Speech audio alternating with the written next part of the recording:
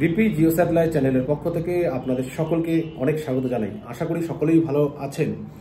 তা যে বিষয়গুলি নিয়ে আপনাদের সাথে একটু আলোচনা করতে যাচ্ছি সেগুলি SSC upper primary group C D headmaster recruitment অর্থাৎ নোটিফিকেশন, এসএলএসটি নতুন নোটিফিকেশন থেকে শুরু করে প্রাইমারি পর্যন্ত যে খবরাখবরগুলি গত সপ্তাহে উঠে এসেছে, অর্থাৎ গত সপ্তাহে যে হিয়ারিং থেকে যে বিষয়গুলি উঠে এসেছে বা আপডেট যে তথ্যগুলি উঠে এসেছে সেগুলো কিন্তু আপনাদের সাথে শেয়ার করব। তো প্রথমে একটা কথা বলে রাখি, দেখুন আপনারা সকলেই জানেন যে এতগুলো তথ্য মানে অনেক কিন্তু ইনফরমেশন আছে, তার মধ্যে আমি সিলেক্ট করেছি কয়েকটি এবং সেগুলি কিন্তু একটি ভিডিওতে আবার আলোচনা করা সম্ভব না। তো সেজন্য আমি পার্ট করে ভিডিওগুলি আপনাদের সাথে শেয়ার করব এবং আমার ইউটিউব যে লিঙ্ক রয়েছে সেই লিঙ্কে গিয়ে ভিডিও সেকশনে গিয়ে কিন্তু পরপর আপনার ভিডিওগুলো পার্ট করে দেখে নিতে পারেন এক একটা বিষয়ের উপর। কারণ একটা ভিডিওতে যদি কম্প্যাক্টভাবে আমি আলোচনা করতে যাই তাহলে কিন্তু সেই আপডেটগুলো একসাথে করতে গেলে কিন্তু অনেকটাই সমস্যা হবে বা ভিডিওটা লেন্দি হয়ে যাবে। সেই কারণে আমি পার্ট আলোচনা করছি।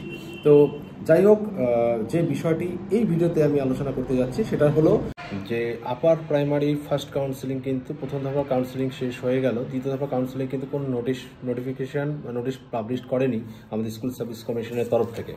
তা সেই কারণে কিন্তু বিক্ষোভ কর্মসূচি, লাগাতার অভিযান প্রায়ই আমরা দেখতে পেয়েছি।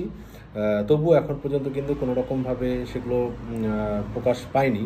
তা এখন এটাই বলার যে আগামী আপার প্রাইমারি কিন্তু আবার একটা কেস মেনশন করা আছে, অর্থাৎ এটা আমি যেটা দেখলাম যে 12 মার্চ 2টার সময় কিন্তু একটা হিয়ারিং রয়েছে। তা দেখা যাক সেখানে কি উঠে আসছে। এছাড়া অন্যান্য আরও আপার প্রাইমারি সংক্রান্ত যে কেস ম্যাটারগুলো সেগুলো যতটা খবর পাওয়া যাবে, গুরুত্বপূর্ণ খবর হলে আপনাদের সাথে অবশ্যই শেয়ার করা হবে।